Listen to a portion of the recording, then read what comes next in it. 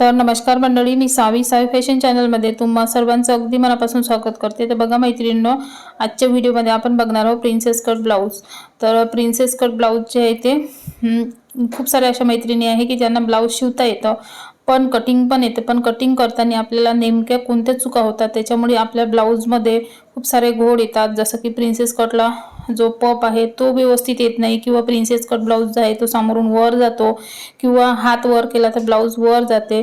तर ह्या सगळ्या ज्या चुका होतात, किंवा आपला पप चपटा होतो, किंवा जो टक्स असतो तो साईडला जातो, तर हे चुका होऊ नयेसाठी कुठल्या टिप्स वापरायच्या, किंवा चुका होऊ नये यासाठी हे आपल्याला कशा पद्धतीने कटिंग करायची हे आजच्या व्हिडिओमध्ये तुम्हाला पाहायला मिळणार आहे। तर बघा, सर्वात पहिले ब्लाउजवरून आपण उंची मोजून घेणार आहोत, आणि ब्लाउजवरून फक्त 3 मापे घ्यायची आपल्याला। ब्लाउजची उंची, छाती आणि कमर। तर हे 3 मापे घेऊन आपल्याला परफेक्ट असं ब्लाउज जे आहे ते इथे कटिंग करायचं आहे। आणि चुका होऊ नये यासाठी काही तुम्हाला मी महत्त्वाच्या टिप्स सुद्धा सांगणार आहे, तर व्हिडिओ स्किप न करता शेवटपर्यंत पूर्ण बघा हा। तर सर्वात पहिले बघू शकता, ब्लाउजची आपण उंची मोजून घेतलेली आहे। ब्लाउजची उंची नेहमी मागच्या साईडने मोजायची। तर इथे 13.5 पूर्ण उंची भरलेली आहे, तर त्याच्यामध्ये 1 इंच ॲड करून 14.5 उंची इथे मी पूर्ण लावून घेतलेली आहे। आणि त्यानंतर आता आपल्याला पहिले बॅक बघणार आहोत आणि त्यानंतर फ्रंट। तर बॅकसाठी आपल्याला पूर्ण उंची लावलेली आहे। त्यानंतर उंची लावल्याच्या नंतर आता आपल्याला छातीचं माप, शोल्डर आणि कमरेचं माप हे 3 मापे आपल्याला सर्वात पहिले घ्यायची। तर सर्वात पहिले मी इथे बघा अशा पद्धतीने ब्लाउज खाली ठेवायचा, आणि त्यानंतर जिथून आपली आळपट्टी आहे तर ती 1 इंचाची सोडून आपल्याला इथे छातीचा चौथा भाग मोजून घ्यायचा। तर छातीचा चौथा भाग जो आहे तो 9 आहे, म्हणजे पूर्ण छाती आहे ती आपली 36 इंचाची आहे, तर त्याचा चौथा भाग 9 येतो। त्यानंतर कमर सुद्धा आपल्याला कमर घेर मोजून घ्यायचा आहे। त्याचप्रमाणे 1 इंचाची जी आळपट्टी आहे आपली लूप पट्टी, ती सोडून पूर्ण कमरेचा घेर जो आहे तो टेपच्या साहाय्याने अशा पद्धतीने मोजून घ्यायचा, म्हणजे आपल्याला परफेक्ट कमरचा पूर्ण घेर किती आहे तो समजतो। तर बघा इथे अशा पद्धतीने जे नवीन शिकणारे असेल तर त्यांनी व्हिडिओ आवर्जून बघा स्टेप बाय स्टेप। तर इथे कमरेचा घेर जो आहे तो आला 31.5 आलेला आहे। म्हणजे आता आपल्याला इथे सर्वात पहिले शोल्डरचं माप घ्यायचं आहे, आणि त्यानंतर छातीचं आणि कमरचं माप आपण लावणार आहोत स्टेप बाय स्टेप। तर 36ची छाती असल्यामुळे इथे मी 5.5 इंचाचं शोल्डर लावलेला आहे। त्यानंतर इथे बघा आता आपल्याला मुंड्याचं माप लावून घ्यायचं आहे। 5.5 इंच शोल्डर लावल्याच्या नंतर 5.25 इंचाचा इथे मुंड्यावर मी एक चॉकनी मार्क केलेला आहे। म्हणजे मुंड्यामध्ये सुद्धा आपलं ब्लाउज जे आहे ते म्हणजे कधी कधी मुंडावर आपल्या चढतच नाही, बाही आपण घातल्याच्या नंतर, ब्लाउज घातल्याच्या नंतर ते होऊ नये, किंवा आपला मुंड्यामध्ये ब्लाउज घट्ट होऊ नये यासाठी परफेक्ट माप जे आहे ते शोल्डरचा लावलेला आहे 5.25 इंचाचा, आणि 5.5 इंचाचा शोल्डर लावलेला आहे। त्याचप्रमाणे इथे छातीचा चौथा भाग बघा जो आपला 9 इंच आलेला आहे। तुमच्या ब्लाउजचा जेवढा काही येत असेल तो इथे लावायचा छातीचा चौथा भाग, आणि खालच्या साईडने इथे आपल्याला कमरेचा चौथा लावायचा आहे। छातीचा चौथा लावल्याच्या नंतर 1.5 इंचाची स्टिचिंग मार्जिन लावून घेतलेली आहे। तर अशा प्रमाणे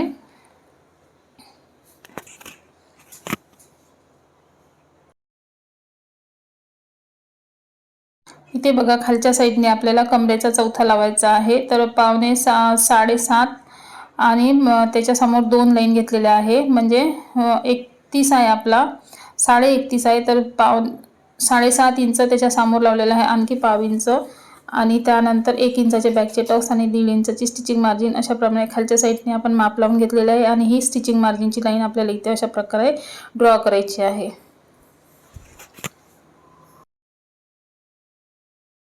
त्यानंतर आता मुंड्यामध्ये बघा आपल्याला 1.25 इंच अशी तिरपी लाईन ड्रॉ करून घ्यायची आहे, म्हणजे आपल्या मुंड्यामध्ये जास्त घोड येणार नाही। आणि त्यानंतर खूप जास्त जर आपण 1.5 इंच घेतली तर आपल्या मुंड्यामध्ये प्लेट्स येतात, फुगा येतात, हा येऊ नये यासाठी 1.25 इंचावर एक लाईन जी ड्रॉ केली, आणि त्यानंतर अशा प्रकारे मुंड्याचा जो गोलाकार आहे तो इथे लावलेला आहे।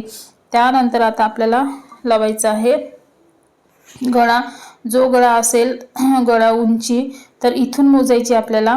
तर बघू शकता इथे अशा प्रकारे ब्लाउज वरूनच आपल्याला गळा उंची लावून घ्यायची असते। तर इथे जी काही पट्टी असेल तर तिथे एक मार्क केलेला आहे मी, म्हणजे ही साधारण पट्टी 4 इंचाची आहे।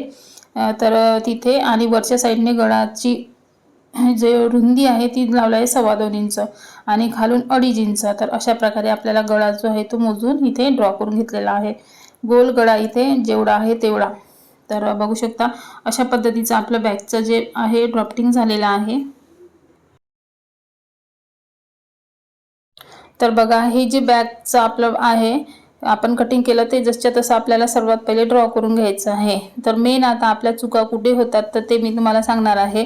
तर बघा सर्वात पहिले जेवढं आपण जे बॅगचं ड्राफ्टिंग केलेलं आहे ते जसच्या तसं ड्रॉ करून घ्यायचं आहे। समोरचा फ्रंट भाग जो आहे तो प्रिन्सेस कटचा आपल्याला नेहमी बॅकपेक्षा अर्धा किंवा पाऊण इंचाने एक्स्ट्राचा उंचीला आपल्याला वाढवून घ्यायचं असतं। ती जर उंची आपण वाढवली नाही तर आपलं ब्लाऊज जे आहे ते समोरून वर जातं, कारण प्रिन्सेस कट ब्लाऊज आहे त्याच्यामुळे।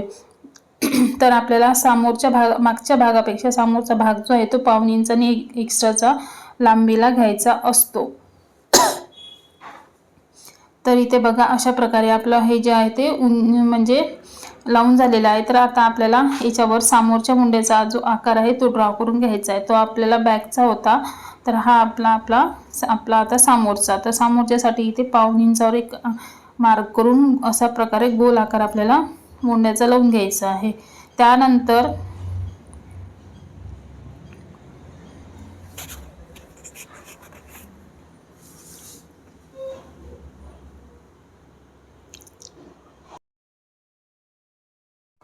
त्याचप्रमाणे आता आपल्याला समोरच्या गळ्याची उंची लावून घ्यायची। तर जेवढा गळा आहे उंचीला तेवढा घेतलेला आहे।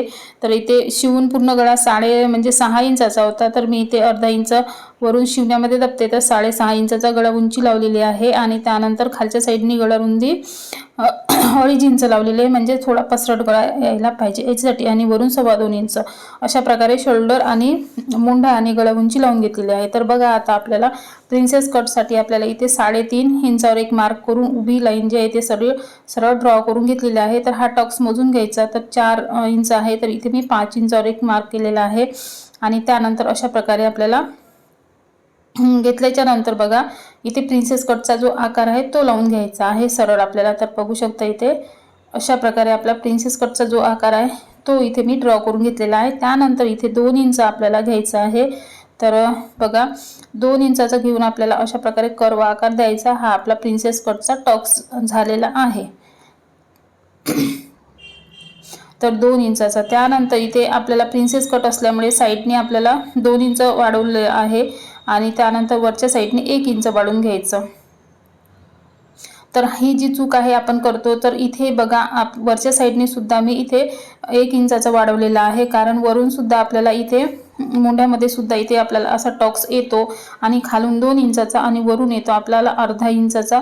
अशा पद्धतीने जर केलं नाही तर आपला प्रिन्सेस कटचा जो टक्स आहे तो चपटा होतो आणि आपल्या प्रिन्सेस कट ब्लाऊजला कटोरीसारखा पप येत नाही। त्यासाठी हा जो टक्स आहे मेन आपला तो आपल्याला व्यवस्थित घ्यायचा असते। तर बघा इथे प्रिन्सेस कट ब्लाऊजच्या फ्रंट पार्टला आपल्याला खालच्या साईडने इथे मी पाऊण इंचाची जी लाईन आहे ती ड्रॉ केलेली आहे। आणि त्यानंतर अशा पद्धतीने आपल्याला इथे ड्रॉ करून घ्यायचं, म्हणजे जो आपला टक्स आहे तो व्यवस्थित येतो आणि आपल्या प्रिन्सेस कटला ब्लाऊजला पप जो आहे तो कटोरीसारखा येतो। यासाठी जी टिप्स आहे ती सांगितलेली आहे ते तुम्ही नक्की करा आणि त्यानंतर ब्लाऊज कटिंग करा आणि स्टिचिंग सुद्धा करून बघा। याचा स्टिचिंगचा सुद्धा व्हिडिओ मी तुमच्यासोबत शेअर करणार आहे, म्हणजे तुम्हाला समजेल की अशा पद्धतीने कटिंग केली तर आपल्या ब्लाऊजला पप जो आहे तो कशा पद्धतीने येतो आणि फिटिंग कशा पद्धतीने करायची प्रिन्सेस कट ब्लाऊजची हे तुम्हाला स्टेप बाय स्टेप तुम्हाला नेक्स्ट व्हिडिओमध्ये पाहायला मिळणार आहे।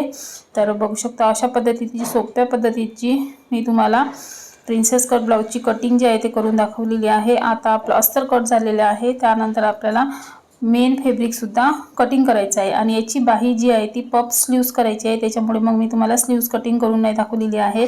तर स्लीव्स कशा पद्धतीने कटिंग करायची तर ते सुद्धा आपल्या प्रत्येक व्हिडिओमध्ये मी तुम्हाला सांगत असते। तर स्लीव्सचा तुम्ही नक्की बघा व्हिडिओ, तो सुद्धा आहे आपल्या चॅनलवर। तर बघा फ्रंट पार्टचं अशा पद्धतीने आपलं इथे कटिंग झालेला आहे, ड्राफ्टिंग झालेला आहे। हा बॅक आणि फ्रंट दोन्ही भाग आपले इथे मी तुम्हाला सोप्या पद्धतीने करून दाखवलेले आहे। तर बघा इथे आता आपल्याला बॅकचं कटिंग करायचं आहे। मेन फॅब्रिकवर ठेवून अस्तर जो आहे तो जसच्या तसा ठेवायचा आणि त्यानंतर कट करून घ्यायचा। त्यानंतर फ्रंट पार्ट जो आहे तो त्याचे आपल्याला 2 भाग करायचे आहे। जसं साईड पीस आणि कटोरी त्याला सुद्धा 2 भाग करून आपल्याला कट करून घ्यायचे। सर्वात पहिले जसच्या तसा मी इथे ठेवून कट करते आणि त्यानंतर याचे 2 सेपरेट भाग करून ते सुद्धा आपण इथे कट करून घेणार आहोत। तर खूप सोपी पद्धत आहे प्रिन्सेस कट ब्लाउजची आणि शिवल्याच्या नंतर फिटिंग केल्याच्या नंतर अंगात सुद्धा खूप छान बसते। तुम्ही सुद्धा नक्की ट्राय करून बघा आणि व्हिडिओ कसा वाटला तर नक्की सांगा। आवडला असेल तर लाईक करा, चॅनलवर नवीन आला असेल आणि चॅनलला सबस्क्राइब केलं नसेल तर चॅनलला सुद्धा प्लीज सबस्क्राइब करा, लाईक करा आणि शेअर करा। आणि जे कोणी नवीन शिकणारे असेल तुमच्या मित्रमंडळीमध्ये त्यांच्यासोबत व्हिडिओ नक्की तुम्ही शेअर करा। तर भेटू आपण नेक्स्ट व्हिडिओमध्ये, तोपर्यंत बाय।